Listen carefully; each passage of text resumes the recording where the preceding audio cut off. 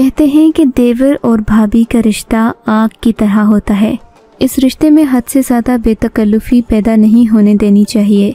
میری آج کی یہ کہانی شاید ہی ہمارے معاشرے کے اس غلط رواج کو ٹھیک کرنے میں تھوڑی سی مدد کر سکے، اور اگر آپ کے گھر میں ایسا ہوتا ہے تو میری کہانی سے سبق سیکھ کر آپ اپنے گھر والوں کی اصلاح کریں۔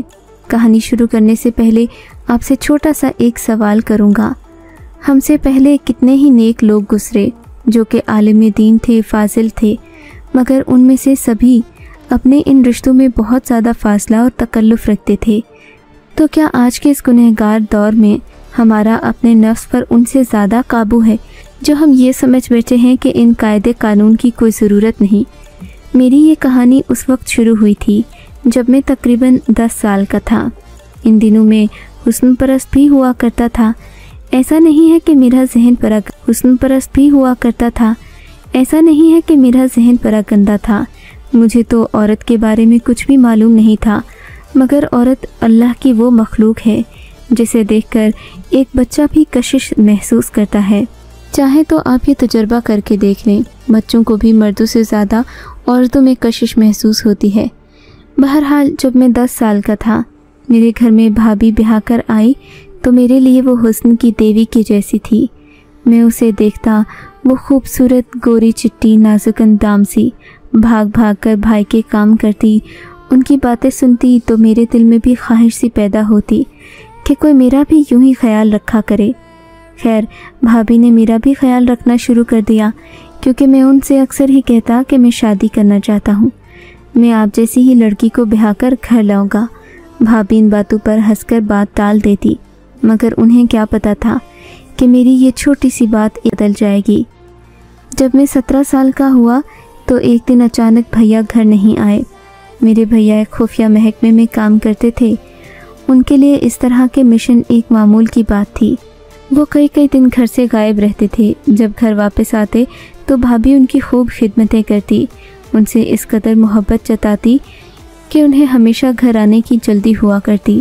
لیکن اس بار میرے بھائی کی واپسی میں کافی دیر ہو گئی تھی۔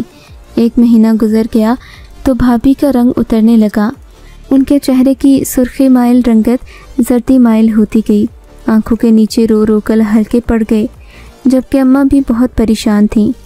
انہوں نے گھر میں دعا بھی کروائی، ختم پڑھایا، اپنی طرف سے ہر کوشش کی، ہر طرف سے پوچھا کہ بھیا گھر کب آئیں گے، مگر کوئی جواب نہ پا کر ہم لوگ مایوس ہو گئے۔ پھر مہینوں پر مہینے، ہفتوں پر ہفتے گزرتے گئے، یہاں تک کہ بھائی کو گھر سے زائد کا عرصہ ہو گیا۔ اب بھابھی بھی کچھ اس زندگی کو قبول کر چکی تھی، جبکہ میں بھی بڑا ہو رہا تھا۔ میں اب بھابھی کے سامنے کم ہی جایا کرتا تھا۔ میری عمر بھی ایسی تھی۔ پھر گھر میں دیور اور بھابھی کا ایک ساتھ باتیں کرنا، ہنسنا کھیلنا اور بہن بھائیوں کی طرح ٹھٹے کرنا اچھا نہیں لگتا۔ ہمارے محلے کے لوگوں کی نظریں ویسے بھی اب ہم ہی پر تھیں۔ سب لوگ ہم پر اعتراض کرنے لگے تھے کہ جوان لڑکی کو گھر میں بٹھا رکھا ہے، ان کا بیٹا تو شاید اگلے جہاں چلا گیا ہو، مگر یہ بیٹی کو اگلے گھر نہیں جانے دے رہے۔ اس طرح کی باتیں امی کو بہت دکھی کر دیتی تھیں۔ یہ سب دیکھ کر مجھے بھی بھابھی سے ہمدردی ہونے لگی۔ ایک دن نہ جانے کیا ہوا، میں بھابھی کے کمرے میں انجانے میں چلا گیا۔ اسی وقت میری نظر بھابھی پر پڑی۔ وہ اس وقت بہت خوبصورت، معصوم اور پاکیزہ لگ رہی تھی۔ ابھی نماز پڑھ کر اس نے اپنے چہرے سے دوپٹہ ہٹایا تھا، اس کے نور پھوٹ رہا تھا، ایسا لگتا تھا کہ جنت سے اتری کوئی حور ہو۔ میں بھابھی کو دیکھا تو دیکھتا ہی رہ گیا۔ بہت عرصے کے بعد میں نے انہیں نظر بھر کر دیکھا تھا، یا یوں کہہ لیں کہ جب سے میرے دل نے ایسے معاملات کو سمجھنا شروع کیا تھا، تب سے میں بھابھی سے دور ہی رہتا تھا۔ مگر آج جب میں نے بھابھی کو اتنے قریب سے اور اس قدر خوبصورت چہرے کے ساتھ دیکھا تو مجھ سے رہا نہیں گیا۔ اس دن سے میں نے بھابھی کو بھابھی کہنا چھوڑ دیا۔ میں انہیں سائمہ کہہ کر بلانے لگا۔ سائمہ، تم بہت خوبصورت ہو۔ میری بات سن کر بھابھی کے چہرے کا ایک رنگ آیا اور ایک رنگ گزر گیا۔ اس نے فوراً ہی دروازہ بند کر لیا، جبکہ میں ادھر ہی کھڑا کسی سوچ میں گم تھا۔ اس دن سے میں نے فیصلہ کر لیا کہ میں اپنی زندگی میں اگر کسی لڑکی کو قبول کروں گا تو وہ سائمہ ہی ہوگی۔ جتنی باکردار عورت سائمہ تھی، اتنا میں نے آج تک کسی عورت کو نہیں پایا تھا۔ وہ ہر وقت نماز پڑھ کر اپنے شوہر کی واپسی کی دعائیں مانگتی رہتی۔ میں نے اپنی بھابھی کی یہ حالت دیکھ تو رکھی تھی، تبھی میں ایک مفتی کے پاس چلا گیا۔ میں نے سوچا کہ میں ذرا اس معاملے کی شرعی بنیاد تو پہلے دیکھ لوں، معلوم کر لوں کہ اگر کوئی ایسا معاملہ ہو تو عورت کو کیا کرنا چاہیے۔ مفتی صاحب سے یہ بات پوچھی تو انہوں نے مجھے بڑی ہی تفصیل کے ساتھ سمجھایا، لیکن قصہ مختصر یہ کہ مولوی صاحب نے بھی مجھے بتایا اگر 4 سال شوہر گھر نہ آئے اور اس کے بارے میں معلوم بھی نہ ہو کہ وہ آئے گا نہیں تو پھر عورت کا نکاح ختم ہو جاتا ہے، یعنی نکاح منسوخ ہو جاتا ہے، اور ایسے میں عورت دوسری شادی کر سکتی ہے۔ علامہ صاحب کی یہ بات سن کر میرا تو دل جھوم اٹھا تھا، کیونکہ بھائی کو گئے ہوئے تقریباً 3.5 سال گزر چکے تھے۔ ان کا کوئی عطا پتہ نہیں تھا۔ اگرچہ مجھے بھائی کے جانے کا اور گھر نہ آنے کا بہت دکھ تھا، لیکن میرے دکھی ہونے سے کیا ہی ہو جاتا اگر میں بھابھی سے شادی کے لیے ضد نہ بھی کرتا تو نہ جانے کوئی اور آ کر انہیں لے جاتا۔ مجھ میں آخر برائی ہی کیا تھی؟ میں سنجیدگی سے سوچنے لگا۔ ایک دن ہم سب لوگ کھانا کھا رہے تھے، میں نے اماں کے ذہن میں چپکے سے یہ بات ڈال دی کہ 4 سال کے بعد نکاح بھی منسوخ ہو جاتا ہے، پھر آپ لوگ بھابھی کی دوسری شادی کیوں نہیں کرتے؟ میں نے یہ بات بعد میں اماں سے تنہائی میں بھی کی۔ اماں نے مجھے گہری نظروں سے دیکھا اور بولی، دوسری شادی کیسے کر دیں بیٹا؟ ہماری بہو ہے، وہ اس گھر کی عزت ہے۔ آج تک اس گھر میں جو عورت بیاہ کر گئی ہے اس کا یہاں سے جنازہ ہی گیا ہے۔ میں اپنی بہو کو کہیں نہ جانے دوں گی۔ ویسے بھی وہ اس گھر میں رہنا چاہتی ہے، لیکن اماں بغیر رشتے کے وہ یہاں رہیں گی تو لوگ کیا کہیں گے؟ میرے سوال پر اماں بفر گئیں۔ تمہیں کیا مسئلہ ہے لوگوں سے؟ اگر کسی نے یہ بات کی بھی تو میں اسے خود دیکھ لوں گی، تمہیں پریشان ہونے کی ضرورت نہیں ہے۔ اگر میرا دل بھج گیا پھر ہمت کر کے اپنی بات کہہ ہی دی، اماں دراصل میں سائمہ سے شادی کرنا چاہتا ہوں۔ میری بات سن کر اماں تو خوشی سے کھل اٹھی۔ ارے بیٹا، مجھے یہ بات پہلے معلوم نہیں تھی، اگر تم نے بتایا ہوتا تو میں تمہیں اتنا غصے سے نہ کہتی، نہ ہی تمہیں منع کرتی۔ بیوہ سے نکاح کرنا تو ثواب کا کام ہے بیٹا، اللہ تمہارے بھائی کو سلامت رکھے، لیکن تم تو جانتے ہو کہ وہ جس راہ پر گیا ہے وہاں سے واپسی ممکن نہیں ہوتی۔ اگر میرا بیٹا واپس آ بھی گیا تو بھی سائمہ کی زندگی برباد ہو جائے گی۔ میں نہیں چاہتی کہ وہ اولاد کی خوشیوں سے محروم رہے۔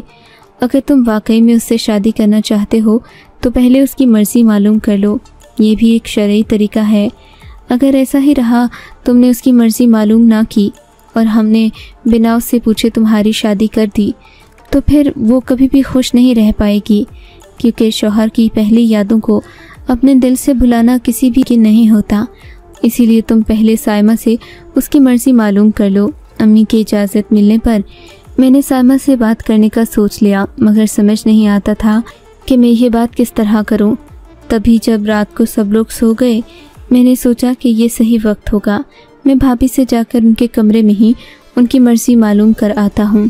مگر پھر مجھے نہ جانے کیا ہوا، مرضی معلوم کرنے کی بجائے میں اظہار محبت کے بارے میں سوچنے لگا، کیونکہ یہ انہیں منانے کا صحیح طریقہ تھا۔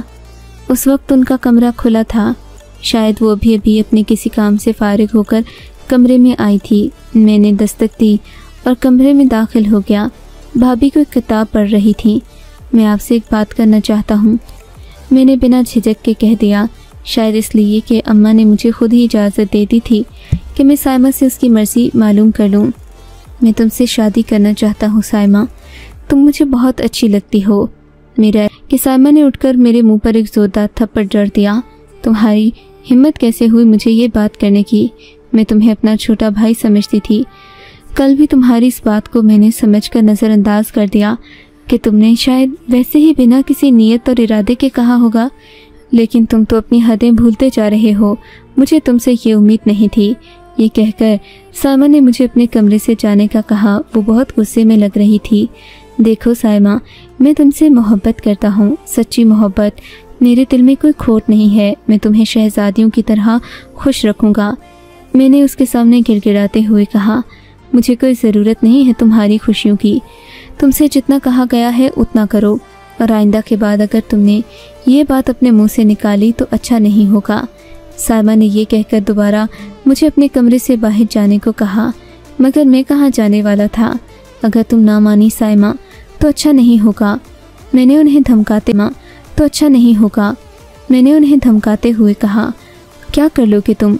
वो गुस्से से पुनकारते हुए बोली थी, क्या कर लूँगा मैं अपनी जान ले लूँगा। आपको तो मैं कुछ नहीं कह सकता, क्योंकि जिनसे मोहब्बत की जाती है उनसे ऐसी कोई बात नहीं करते जिससे कि उनको दुख हो। लेकिन मैं तुम्हें बता दूं, अगर मुझे तुम ना मिली तो मैं अपनी जान दे दूंगा और मेरी जान का नुकसान भी तुम्हारे सर होगा। तुम्हारा क्या मतलब है कि अब तुम मेरे सर पर एक और लक़ब थोपना चाहते हो?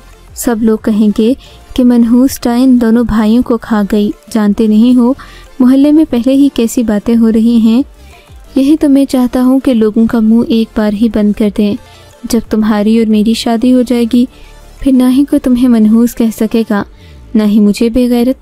आखिर हम एक घर में रहते हैं, एक दूसरे का ख्याल रखते हैं, तो हम शादी क्यों नहीं कर सकते? मेरी बात पर साइमा गुस्सा हो गई। आखिरकार कि कल मैं अपनी ज़िंदगी ख़त्म कर दूंगा। साइमा मुझे रोकती रह गई मगर मैं नहीं माना। उसी वक्त मैंने जाकर कुछ गोलियां जो नींद की थीं फांक लीं। साइमा भी इस बात से वाकिफ़ थी कि मैं बहुत जुनूनी हूँ, पागल हूँ, किसी भी वक्त कुछ भी कर सकता हूँ। सो वो मेरे कमरे के आसपास ही कहीं रही। जैसे ही मैं बेहोश हुआ वो मेरे कमरे के दरवाजे पर दस्तक देती रही। जब मैं उसके जगाने पर भी उठा नहीं तो साइमा ने जल्दी से जाकर मेरे अम्मी अब्बू को ये बात बता दी। मेरी बहन भी आ गई और सब लोग मुझे मिलकर हस्पताल ले गए, क्योंकि मेरी हालत बहुत ख़राब हो चुकी थी। मुझे इतना अंदाज़ा नहीं था। सब लोगों ने जब भाभी से पूछा कि मुझे क्या हुआ था तो इन्होंने सच सच पूरी बात बता दी थी। भाभी पर अम्मी और अब्बू बहुत एतबार करते थे। इन्होंने भाभी को गलत तो ना समझा, लेकिन वो मेरी ज़िद से भी आगाह हो गए थे कि मैं क्या चाहता हूँ। अम्मा से वैसे ही मैं रात को ही बात कर चुका, साइमा से शादी करना चाहता हूँ, लेकिन उनको भी अंदाज़ा नहीं था कि मैं अपनी ज़िद का इतना पक्का हूँ। अब जब सबको ये मालूम पड़ गया कि मैं खामखा ही साइमा से शादी करना चाहता हूँ तो घर वालों ने भी उसे समझाना शुरू कर दिया। यहाँ तक कि अम्मा ने तो उसके कदमों में अपना दुपट्टा रख दिया। अब्बा ने भी उसे अपनी बेटी कहकर यही बात मनवाने के लिए बहुत कोशिश की तो साइमा ने भी सर झुका लिया। बड़ों की मर्ज़ी के आगे वो आखिर कितनी ही देर इनकार कर सकती थी। ये उसका अपना घर था, जबकि मायके में तो उसकी भाभियाँ और भाई ही था। अम्मा अब्बा ने ही उसकी जिम्मेदारी ली हुई थी। अब अगर वो इनकार करती भी तो उसे डर था कि कहीं वो अपने सास ससुर की शफ़क़त से महरूम ना हो जाए। बिलाखिर साइमा ने चारू न चार मेरे साथ शादी करने पर हामी भर ली थी। मैं तो बहुत खुश था। मैं बचपन से ही भाभी को एक खूबसूरत देवी की तरह देखता आया था। अब जबकि मैं उनका मालिक बनने जा रहा था तो मेरी खुशी आसमानों को छू रही थी। मुझे अपने भाई का गम भूल गया था। ऐसा नहीं है कि मैं अपने भाई से मोहब्बत नहीं करता था या मेरे दिल में खोट था, मगर भाभी थी ही इतनी खूबसूरत कि उनसे शादी करने की खुशी मेरे अंग अंग से फूट रही थी। दिन भर मेहमानों में घिरा रहा। मैं साइमा के ही ख्यालों में खोया हुआ था कि रात को उसके कमरे में जाकर उससे क्या क्या बातें करूँगा, अपनी मोहब्बत का इजहार करूँगा, उसे बताऊँगा कि मैं ज़िंदगी भर तुमसे ऐसी ही मोहब्बत करूँगा, तुम्हें खुश रखूँगा। आखिरकार रात का वक्त भी आ ही गया। मैं अपने धड़कते दिल के साथ जब कमरे में दाखिल हुआ तो कमरे में रोशनी नहीं बल्कि अंधेरा था। ये देखकर मेरा दिल भुत सा गया कि शायद साइमा सो गई है। एहतियातन मैंने रोशनी कमरे में की तो देखा साइमा घूंघट निकाले बेड पर ही बैठी थी, लेकिन उसने उरूसी जोड़ा नहीं पहन रखा था, बल्कि उसने मेरे मरहूम भाई के कपड़े पहने हुए थे और ऊपर लाल घूंघट के कपड़े पहने हुए थे और ऊपर लाल घूंघट कर रखा था। साइमा का ये रूप देखकर मुझे हैरत भी हुई थी कि आखिर कौन दुल्हन शादी की रात अपने शौहर के कपड़े पहनती है। अब जबकि मैं उसके ज़िंदगी में आ ही गया था तो उसे ऐसा नहीं करना चाहिए था। हिम्मत करके मैं उसके करीब गया। साइमा का घूंघट उठाया तो उसके हाथ कांप रहे थे, उसकी आंखों में बेपनाह आंसू थे। मर्दों के कपड़ों में भी वो हसीन बहुत लग रही थी। उसकी रोई रोई सी आंखें जैसे दुनिया भर का गम समेटे हुए थीं, मगर इसके बावजूद भी वो बेइंतहा खूबसूरत लग रही थी। मुझे देखो माजिद, क्या मैं तुम्हें कहीं से भी खुश मालूम होती हूँ? साइमा ने रोते हुए कहा। अगर तुम खुश नहीं भी हो तो क्या हुआ, मैं तुम्हें ज़िंदगी में इतनी मोहब्बत दूंगा कि तुम सब कुछ भूल जाओगी। तुम्हारे दिल में सिर्फ खुशियाँ ही खुशियाँ रह जाएंगी। میرے کہنے پر سائمہ پھیکی سی ہنسی ہنسنے لگی۔ ایسا تم سوچ رہے ہو، لیکن بالکل بھی ایسا نہیں سمجھتی۔ اپنے شوہر کی محبت کو کبھی دل سے بھلا نہیں پاؤں گی۔ سائمہ کی بات سے میرا دل دکھا تو تھا، لیکن پھر بھی میں نے ہمت کر کے اس کا ہاتھ اپنے ہاتھ میں لیا تو وہ ایسے پیچھے ہٹی جیسے اسے بجلی کا کرنٹ لگ گیا ہو۔ مجھے دیکھ کر کیا تمہیں اپنے بھائی کی یاد نہیں آئی؟ دیکھو میں نے اس کے کپڑے پہن رکھے ہیں، وہ تڑپ کر بولی تھی۔ ہاں میں جانتا ہوں کہ تم نے اس کے کپڑے پہنے ہیں، مگر اس سے بھائی واپس تو نہیں آ جاتا۔ دیکھو سائمہ، تمہیں اس حقیقت کو قبول کرنا ہی پڑے گا کہ اب تمہارا شوہر اس دنیا سے چلا گیا ہے۔ اس سب کے لیے میں نے مفتی صاحب سے بھی پوچھ لیا ہے۔ ہم نے شرعی کام کیا ہے، اس میں گناہ والی کوئی بات نہیں کہ تم خود کو مجرم ثابت کرو۔ خدا جانتا ہے کہ اس سے پہلے میری نیت بالکل صاف تھی۔ بھائی کی وفات کے بعد بھی میں نے تمہیں کبھی اس نظر سے نہیں دیکھا، لیکن اب وقت اور حالات بدل گئے ہیں۔ بدلتے ہوئے وقت کا تقاضا یہی ہے کہ تم مجھے اپنے شوہر کے طور پر مجھے نہیں قبول کرو گی۔ تمہاری زندگی میں کوئی نہ کوئی تو آئے گا ہی۔ سائمہ نے میری بات سنی تو بولی، میری زندگی میں اگر تم نہ آتے تو کوئی نہ آتا۔ صرف تمہاری ضد اور امی ابو کی وجہ سے مانی ہوں، ورنہ تو میں نے زندگی میں کبھی دوسری شادی کرنے کا سوچا بھی نہیں تھا۔ مجھے لگتا ہے جیسے میرا شوہر زندہ ہے اور میں اس سے بے وفائی کر رہی ہوں۔ ایسا نہیں ہے، ہم نے کئی جگہوں سے پوچھا ہے، ان کا کوئی اتا پتہ نہیں ہے۔ سائمہ، تم خواہاں ہی خود کو ہلکان کر رہی ہو۔ دیکھو میں تمہارے لیے دنیا کی ہر خوشی لا کر تمہارے قدموں میں ڈھیر کر دوں گا۔ میں نے کہا تو سائمہ نے مجھ سے پرسوچ انداز میں دیکھتے ہوئے پوچھا، اگر میں کہوں کہ تم مجھے کچھ وقت دو تو کیا تم مان جاؤ گے؟ کس کے لیے وقت دوں؟ کیا تم مزید انتظار کرنا چاہتی ہو یا اپنی قسمت کو آزمانا چاہتی ہو؟ میرے پوچھنے پر سائمہ اٹھ کر کھڑی ہو گئی۔ اس نے لال دوپٹہ اتار پھینکا اور ایک سادہ سی چادر اڑ کر بولی، اگر تم مجھے صرف رات کا موقع دے تو بھی میں تمہاری شکر گزار رہوں گی۔ تم خود کو میرے لیے غیر محرم ہی سمجھو، تم یہ نہ سمجھو کہ میں سائمہ ہوں تو مجھے اپنے بھائی کی بیوی سمجھ کر بات کرو۔ دیکھو میں نے اس رشتے کو دل سے قبول نہیں کیا، صرف تمہاری ضد کے آگے ہار مانی ہے، لیکن خدا را تم مجھے صرف ایک رات کا موقع دے دو اور وعدہ کرو کہ اگر اس ایک رات میں تمہارا بھائی واپس آ گیا تو تم کوئی گلہ شکوہ نہیں کرو گے، اف کیے بغیر مجھے اس رشتے سے آزاد کر دو گے اور کوئی الٹی سیدھی حرکت نہیں کرو گے۔ سائمہ کی یہ بات سن کر میرے دل میں سوچا کہ ایک رات میں کیا ہی ہو جائے گا۔ ٹھیک ہے، اور اگر بھائی نہ آیا تو؟ میں نے شرارتی انداز میں پوچھا۔ تو پھر جو تمہاری مرضی، میں تمہیں کچھ نہیں کہوں گی، جو تم چاہو گے ویسا ہی ہوگا۔ چلو ٹھیک ہے، میں تمہاری یہ شرط بھی مان لیتا ہوں۔ میں نے آنے والے وقت کا سوچ کر کہا، کیونکہ میں جانتا تھا جو بھائی 4 سالوں میں نہیں وہ ایک رات میں کیوں کر آ جائے گا۔ میں ادھر کمرے میں ہی بیٹھ گیا۔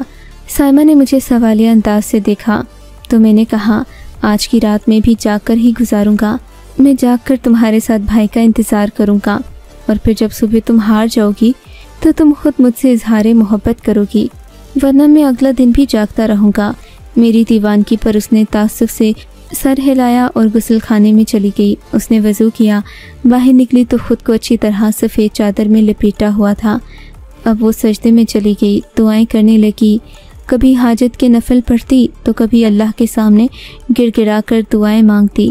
میں نے اسے جتنا تڑپتے روتے بلکتے دیکھا، شاید ہی آج تک کسی کو اتنا تڑپتے دیکھا ہو۔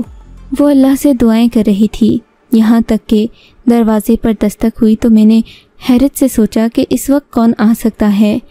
سائمہ کی حالت بالکل ایسی تھی جیسے وہ مر جائے گی۔ اس کی تڑپ، اس کی سے پکار کا طریقہ مجھے دل ہی دل میں احساس ندامت میں مبتلا کر رہا تھا۔ میں نے اٹھ کر دروازہ کھولا تو سامنے 4 آدمی کھڑے تھے، ان کے ساتھ میرے بھیا بھی موجود تھے۔ بھیا کو اتنے عرصے بعد دیکھ کر مجھے سمجھ نہ آئی کہ میں خوشی کا اظہار کروں یا پھر اپنا غم مناؤں۔ میں ملی جلی کیفیت کے ساتھ بھائی کو دیکھ رہا تھا۔ بھائی نے آگے بڑھ کر مجھے سینے سے لگا لیا، مگر میں ان سے نظر نہیں ملا سکا۔ جس دروازے سے وہ اندر آئے تھے میں اسی دروازے سے باہر نکل گیا۔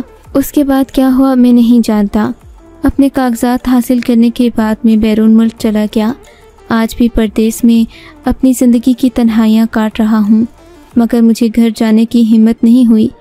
آپ کے خیال میں میرا اگلا لاہ عمل کیا ہونا چاہیے؟ مجھے نہیں سمجھ آتا کہ اب میرا سائمہ کے ساتھ کیا رشتہ ہے۔ کیونکہ اب حالات دوبارہ بدل چکے ہیں اور یہ سب بھابھی کی دعاؤں کا